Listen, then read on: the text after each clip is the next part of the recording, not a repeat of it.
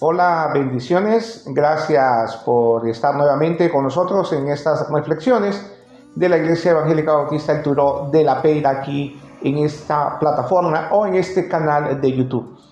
Quiero pedirles que por favor me acompañen en la lectura que se encuentra en el capítulo 1 de la carta a los Colosenses. Capítulo 1, versos del 9 al 10 de la carta a los Colosenses, y que dice de la siguiente manera. Verso 9. Por esto, desde el día que nos enteramos también nosotros, no cesamos de orar por ustedes y de rogar porque sean colmados del conocimiento de la voluntad de Dios en toda sabiduría y en todo entendimiento espiritual. El verso 10 dice, para que se conduzcan como es recto, agradando a Dios en toda buena obra, dando fruto y creciendo en el conocimiento de Dios. Así que esta carta, que como dije anteriormente, fue escrita por el apóstol Pablo a la iglesia de Colosa. Colosa era una ciudad que se encontraba en Frigia, esto en Asia, y que hoy pues conocemos como Turquía, una ciudad pues que para este tiempo estaba, para el tiempo en el cual el apóstol Pablo escribe, estaba ya siendo o era una ciudad no tan poblada como había sido en su esplendor. Es decir, que era una ciudad que estaba pues prácticamente en decadencia. Sin embargo, en estos lugares decadentes, la palabra de Dios también se predicaba, porque para Dios eran importantes estas personas. Quizás para las autoridades de lo que era el mundo en ese entonces, para las autoridades que tenían estas ciudades, pues ya no eran muy importantes, pero vea que para Dios sí que lo eran, para Dios sí que eran importantes, y por eso envió al apóstol Pablo a predicar a esta iglesia. Y luego comienzan a suceder una serie de cosas en Colosa, no tan escandalosas como las que estaban sucediendo en Corinto. Por ejemplo, cuando Pablo escribe en la primera carta a los Corintios, y nos damos cuenta ahí pues de ese escándalo sexual que se estaba dando, las divisiones también que estaban pasando aquí.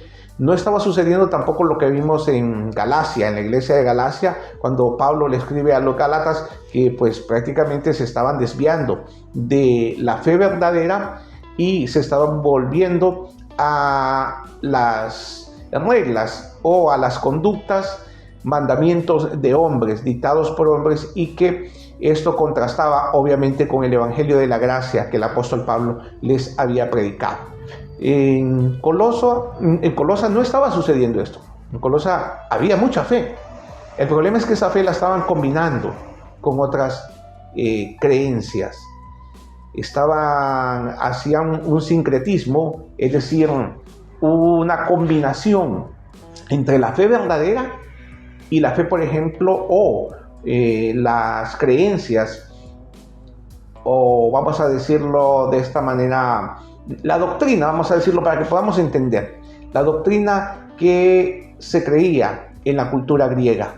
Hacían esta combinación. Los griegos pues buscaban sabiduría, buscaban una inteligencia superior, y vea que en estos días de la inteligencia artificial, y algunos hablan pues que esto no va a superar a la inteligencia humana, pero por encima de la inteligencia humana y encima de la inteligencia artificial debe estar obviamente la inteligencia espiritual, que en este caso en las escrituras se conoce como sabiduría, se conoce como conocimiento, pero no ese conocimiento de donde me sé la Biblia, desde Génesis hasta Apocalipsis, me sé cada uno de los versículos que hay en estos 66 libros, pero que no aplico ninguno. Eso no es sabiduría, eso no es conocimiento del cual Dios quiere que nos empapemos. No, esto es simple y sencillamente un mero conocimiento intelectual. Si no va esto acompañado de la aplicación, realmente sirve para poco o para nada en la vida del creyente. Mejor es saberse unos 2, 3 o 4 versículos y aplicar esos versículos a nuestra vida diaria, que saberse toda la Biblia y no aplicar absolutamente ninguno de ellos. A esto entonces es a lo que nos referimos cuando decimos la inteligencia espiritual. Así que vean que Pablo no está orando para que Colosa pues sea una iglesia prosperada, una iglesia adinerada, una iglesia donde hayan todos los frutos del Espíritu Santo, como pues hoy en día muchas iglesias, ¿no? que dicen que tienen todos los frutos del Espíritu Santo habidos y por haber. Y Pablo no está orando por eso. Pablo está orando para que crezcan en ese temor de Jehová, para que crezcan en ese conocimiento, para que puedan tener ese discernimiento y saber qué es lo que a Dios le agrada y cómo deben de comportarse en su vida diaria. Esa es la oración que vemos a Pablo. No vemos un Pablo que está preocupado por la salud tampoco, aunque obviamente le preocupaba si se daba cuenta que alguno de los miembros de la iglesia de Colosa se encontraba delicado de salud. Obviamente él iba a orar e iba a estar mandando palabras de ánimo y de aliento a ese hermano o a la hermana que pudiera estar quebrantada de su salud. No, la oración de Pablo dice: por esto, desde el día que nos enteramos, también nosotros no cesamos de orar por ustedes y de rogar que sean colmados de conocimiento de la voluntad de Dios en toda sabiduría y en todo entendimiento espiritual y en toda inteligencia espiritual. Hoy en día que se habla de la inteligencia artificial, y estoy seguro que usted pues debe de manejar alguna, ha de ser experto con sus fotografías, ha de ser experto o experta con sus videos, o quizás pues en cómo hablar de X o Y tema, pues consulta ahí, ¿no?, a la inteligencia artificial. Y no tiene absolutamente nada de malo, obviamente. Hay personas inclusive que pues están sacando algunos ingresos con este tema. Pero para la vida del creyente es indispensable que tengamos esa inteligencia espiritual, esa inteligencia que viene de Dios, esa inteligencia que nos sirve para, como dije anteriormente, discernir entre lo que es bueno y lo que es malo, porque estamos llegando a un punto que ya no se sabe ni lo que es bueno ni lo que es malo. Estamos como que volviendo a los tiempos de Jonás. Recuerda cuando Dios envía a Jonás a predicarle a Nínive y dice que los moradores de Nínive no sabían discernir entre la izquierda y la derecha. Estaban tan perdidos, no sabían discernir entre lo bueno y lo malo, entre lo dulce y lo amargo. Y hemos vuelto a esos tiempos. Hemos vuelto a esos tiempos donde la humanidad ya no cree en blancos y en negros, sino que ahora hay gris, un gris. Porque la verdad, dicen, es relativa. Y lo que para usted puede ser bueno, para mí puede que sea malo. Y lo que para usted es malo, para mí es bueno. En esos tiempos estamos viviendo. En Colosa lo que estaba sucediendo, no habían ateos, pero sí habían creencias. Había la creencia de los griegos, quienes buscaban la sabiduría.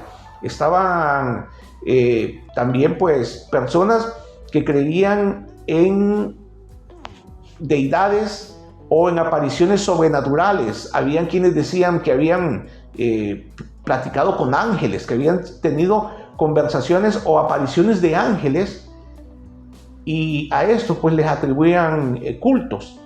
Así que vemos entonces que todo esto se estaba combinando en Colosa y que de una u otra manera estaba minando la fe o la sana doctrina que Pablo había establecido en esta iglesia. Por eso es que el apóstol Pablo entonces ora de esa manera, para que este remanente o esta congregación de Colosa pudiese tener ese entendimiento espiritual que conlleva a una vida práctica como creyentes, a una vida donde la palabra de Dios, valga el juego de palabras, se hace viva en cada uno de nosotros. Y vea que no solamente por Colosa hace una oración, también vemos algo similar en la iglesia de Filipo, en la carta a los filipenses, una carta que está antes de la carta a los colosenses, en el capítulo 1 y casi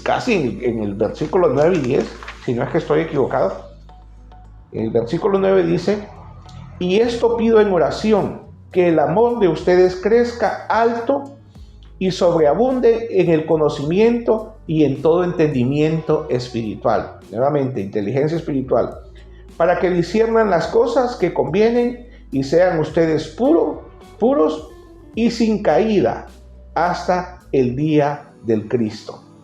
Entonces vean, casi en el símil, bueno, cuando Pablo escribió esto, pues no habían versículos, ¿verdad? No había capítulo 1, versículo tal, no, eso no existía, eso lo coloca pues Sociedades Bíblicas o la editorial que hace el tiraje de la Biblia, para que nosotros pues podamos tener un orden lógico para poder llevar a cabo nuestro devocional, nuestros estudios y nuestra búsqueda de la palabra de Dios. Pero vea cómo coincide aquí Filipenses 1, 9, 10 con Colosenses 1, 9, 10, donde Pablo está orando por lo mismo.